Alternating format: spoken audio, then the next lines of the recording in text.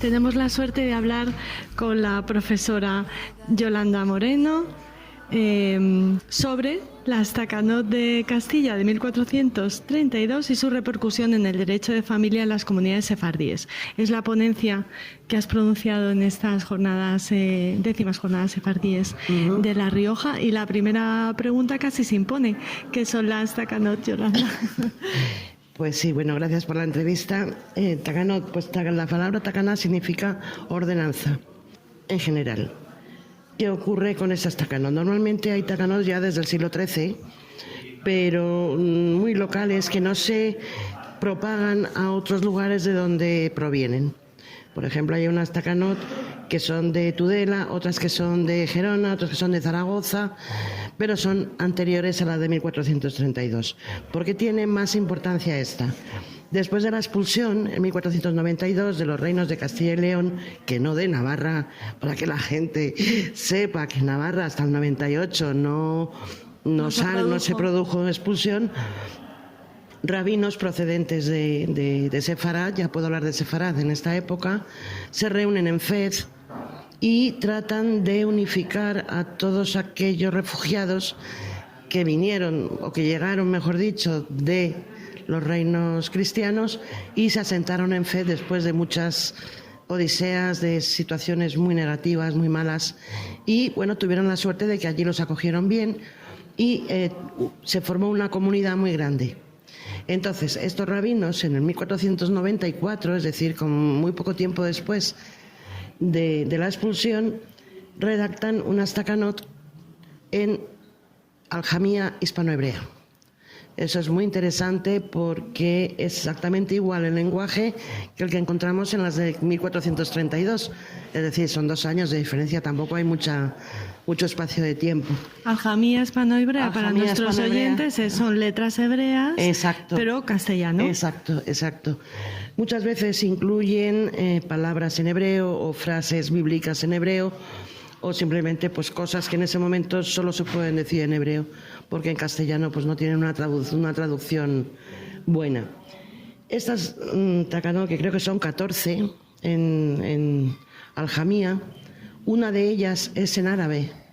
Es muy curioso, porque en ese momento el árabe no se nada más que personas muy concretas que vendían del sur, de la zona de Al-Ándalus y de la expulsión de Granada, o sea, en zonas de habla árabe, pues el resto son todas en aljamía hispano-hebrea. Y lo interesante, al menos para mí me parece súper interesante, es que todas están relacionadas con el mundo de la mujer. ¿Qué quiere decir esto? ¿Que las leyes anteriores se derogan porque se promulga esta Tacaná? Pues sí. Por ejemplo, tenemos el caso que esta mañana hablaba Uriel Macías de la bigamia y la poligamia. Efectivamente, en Sefarad no existía la bigamia, porque previamente en Centro Europa un rabino askenazi, si mal no recuerdo, Meir de Rothenburg, emitió una ley diciendo que no se permitía la bigamia. ¿Qué ocurre? Cuando llegan a Marruecos, influenciados por el medio que los rodeaba islámico, pues aceptan determinadas costumbres de ellos, y esto se refleja en el mundo de la mujer y del matrimonio y de la bigamia y la poligamia. Entonces hay una serie de situaciones en las que efectivamente la mujer, por ejemplo, tiene que introducir en su contrato matrimonial una cláusula diciendo que si el marido quiere cambiar de residencia y ella no quiere, es motivo primero de divorcio, o segundo, si no hay divorcio, que el marido tome otra mujer para irse. Esos son casos bastante frecuentes. Otro caso, por ejemplo, pues si la mujer no ha tenido hijos varones, aunque aquí se da la posibilidad varones o hembras, cosa que antes no era, si no ha tenido hijos o hijas, el marido puede tomar otra mujer, siempre para perpetuar la estirpe de Israel. Es decir, siempre con un punto de religión por debajo de la ley, digamos, civil. En cuanto a la poligamia, también toman, lo que pasa es que no es frecuente, lógicamente, el tomar más de 2 esposas, hasta 4 si las puedes alimentar, pero no es lo más frecuente. todos estos cambios, un poco no en la ley propiamente dicha, escrita con mayúscula, es una modificación de la ley o una ampliación de la ley. Entonces, a mí me parece súper interesante esto. Otro tema también genial es que cuando el marido sale de viaje y tiene un itinerario en zonas peligrosas, caminos peligrosos, donde puede perder la vida o puede caer cautivo, y ahora contaré cómo se soluciona esto, provocan que la mujer que se mantiene en su casa es como la mujer con un marido ausente. Entonces, ¿en qué condiciones está? ¿Religiosa, legal, económica? Intentan proteger a esa mujer. Claro. A esta mujer que está con un marido ausente se la llama aguna. Entonces, si el marido es decente, lo que hace es darle un libelo, o sea, un documento de divorcio, porque en el caso de que él no vuelva, la mujer puede ser considerada como divorciada, es decir, no con un marido ausente, sino sin marido. Y que ella, después de 10 años, eso también es importante, pueda volver a casarse si el marido no ha vuelto. Pero, siempre hay un pero, si en esos 10 años viene algún testigo que dice que el marido de esta mujer en concreto vive en tal sitio, entonces se vuelven a contar otros 10 años más hasta que el marido pueda volver o no volver.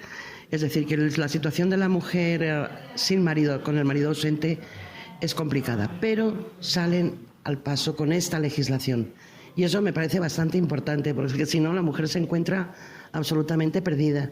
Otro detalle interesante de estas takanot es que cuando el marido cae enfermo, en su lecho de muerte, puede darle un libelo de repudio a la mujer. ¿Por qué? Pues porque para la mujer no entre en el juego, comillas, del hermano del marido para casarse con ella, y si no quiere casarse con ella, deshacerle la sandalia en el rito de la jalitza. Con lo cual se evita esta situación. Porque claro, muchas veces el hermano del marido enfermo también está casado. ¿Qué ocurre? Entran en el juego de la segunda mujer y eso es muy complicado. Entonces, todo este conjunto de normas que favorecen a la mujer a mí me parece que es fantástico. Y se prolonga hasta el siglo XVIII. Muy avanzado para su época, ¿no? Respecto a otras culturas y otras religiones. Claro, por supuesto. Desde luego en el cristianismo no se contempla esto para nada. Tampoco tienen restricciones como las pueden tener ellos, pero en el sentido de un divorcio o de admitir una segunda mujer, esto desde luego en el cristianismo no. En el islam sí, ahí no tienen problema. En el cristianismo no. ¿Era habitual que se promulgaran estas takanot? O sea, ¿era algo corriente o era algo excepcional? Sí, no. A partir precisamente de las de Castilla de 1432 y la de 94 y 90 y luego ya hasta 1700 y mucho, se han ido aumentando el número de takanot que vienen recopiladas en un solo volumen que se llama Kerem Hemer. En el capítulo segundo pues están todas estas normas, pero también hay que decir que a partir de la 14, de la Takana 14, ya no se escriben en aljamia hispanohebrea. Entonces ya se escriben directamente en hebreo y ya está. O sea, es la diferencia que hay entre un tiempo y otro. Ya son de 1500, digamos 50 más o menos, cuando ya empieza a haber takanot en hebreo. Y siguen promulgándose cada X tiempo. Entonces se llaman las takanot de Fez porque Fez fue la ciudad que más se desarrolló y que más creció y que influyó en todo el resto de comunidades judías en Marruecos, que son muchas, que no solo las que han dicho 4 de la Bache, no sé, las tengo no solo el protectorado, ¿no? No, es una locura, son un montón a lo mejor son núcleos pequeños de población, pero hay muchas, por lo menos ponle 100 o 120, o sea, pueblecitos. Mañana, en la conferencia hay una posibilidad de ver todas estas comunidades. Y así en principio, pues no, es lo más. Hay algo que es importante también, y no hay que olvidar, la herencia. ¿Qué pasa con las herencias? Desde finales del 13, comienzos del 14, hay una tacaná que se llama de Toledo y Molina, que no es exactamente takana, porque viene con la estructura de una responsa. Una responsa son consultas que se hacen a rabinos y a sabios del Talmud y tal, para solucionar determinados problemas. Entonces, en una de estas takana, de un señor que se llama Rabbi Asher Ben Yehiel, que viene de Centro Europa, con sus hijos, que son muchos, se establece primero, quiso establecerse en Barcelona. En Barcelona le dijeron que no necesitaban a nadie, y se fue a Toledo. Entonces se fue a Toledo porque en aquel momento Toledo vivía a lo árabe, es decir, habían aprendido y habían adquirido toda la población, no solamente los judíos, sino también los cristianos, la forma de vivir a lo árabe. Y entonces este rabino que venía de Centro Europa, un rabino muy rabino, muy ortodoxo, pues dijo, no, yo me voy a Toledo y allí a ver si puedo hacer algo. Y efectivamente, bueno, pues uno de sus hijos hizo una recopilación de leyes, las ordenó, de Maimónides. Y este grupo de leyes ordenadas en un gran compendio de leyes duró también hasta muy tarde en todas las comunidades, no solo de Marruecos, sino también de fuera. Yolanda, las takanot te han acompañado desde casi el principio de... Fue mi memoria de licenciatura, es decir, la memoria de licenciatura, aquí tengo el ejemplar, que luego se publicó en una serie de fontes Judeorum Regni Castellae, pues está la parte en hebreo, en ajamía, y la transliteración y traducción de los textos que vienen en hebreo. O sea que yo termino lo que empecé, es decir, con el tema de las takanot de Valladolid, de 1432, con lo cual es un orgullo, claro. Se ha cerrado el círculo, esperamos que sea un círculo que sea que se vaya... Yo necesito otra vida para continuar ahora, pues eso, con todas las takanot que tengo aquí, más todas las que hay hasta el siglo XVIII, largo el siglo XVIII, y bueno, pues estudiarlas un poco más, pero no me da la vida para tanto. Esperemos que sí, bueno, y que nos lo cuentes aquí en Radio Sefarad. Te agradecemos mucho el esfuerzo de síntesis y la amabilidad que has tenido con nosotros. Gracias, Yolanda. Amabilidad la tuya, Raquel, porque si no es por tu sonrisa y por tu buen hacer, de verdad que no harías entrevistas. Eso te lo aseguro, y gracias a vosotros, por supuesto.